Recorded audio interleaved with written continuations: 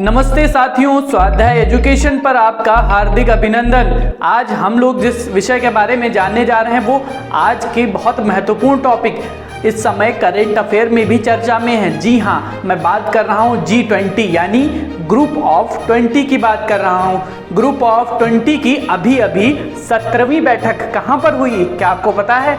Indonesia में हुई।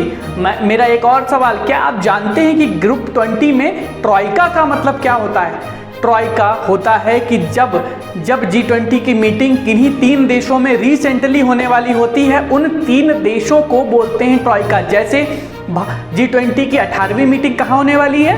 भारत में, यानी 2023 में G20 की मीटिंग होने वाली है भारत में, और जो 2022 की G20 की मीटिंग है वो इंडोनेशिया में हुई है और चल रही है। इससे पहले 2021 में जो यह मीटिंग हुई थी वो इटली में हुई थी।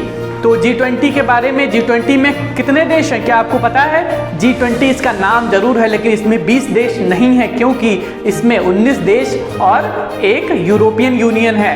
तो आगे लास्ट में हम लोग इसको लेकर एक UPSC का सवाल भी करेंगे। तो सबसे पहले इसके बारे में जानकारी ले लेते हैं। क्या आप G20 जो कि 1999 में बनाया गया समूह, आप जैसा कि जानते हैं कि पूरे विश्व में, मतलब पूरा विश्व एक दूसरे से जुड़ा हुआ है, आर्थिक संसाधनों से, सामाजिक संसाधनों से, राजनीतिक कहीं ना कहीं एक दूसरे पर बाउंड्री या कहीं ना कहीं निर्भरता जरूर है।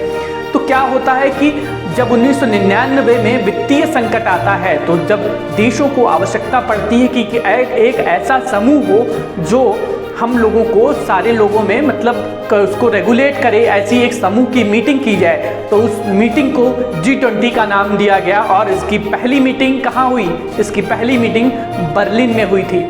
तो इसकी पहली मीटिंग बर्लिन में हुई, और इससे पिछली वाली मीटिंग में 2020 और 21 की मीटिंग, 21-22 की मीटिंग में बहुत महत्वपूर्ण चर्चा रही यूक्रेन के टॉपिक पे, कोविड-19 के टॉपिक पे। और भी जब एक साथ बैठने लगते हैं लोग, G20 का समूह बनने लगा, एक साथ बैठने लगे, पेरिस समझौता पे चर्चा की जाती है, जलवायु संकट पे चर्चा की जाती है, रूस यूक्रेन युद्ध पे चर्चा की जाती है, किस तरह से हम इसको बचा सकते हैं, किस तरह से मानवता को बचा सकते हैं, किस तरह से क्लाइमेट को बचा सकते हैं, किस तरह से युद्ध को बचा सकते हैं। इन सारी चीज़ों की वहाँ पे अब समन्वय रूप से चर्चा की जाती है। तो G20 की, जैसे हम लोगों ने जाना G20 में ट्रॉइका क्या होती है, क्या होता है। नंबर 2 हम लोगों ने जाना G20 कब बना था? 1999 में बना, और इसकी पहली मीटिंग बर्लिन में हुई। हम लोगों ने जाना कि 2021 में इसकी जो मीटिंग हुई थी वो हुई थी इटली में, 2022 में हुई थी 17वीं, यानी इस साल जो 17वीं बैठक वो इंडोनेशिया में, और 2023 यानी अगले साल भारत इसकी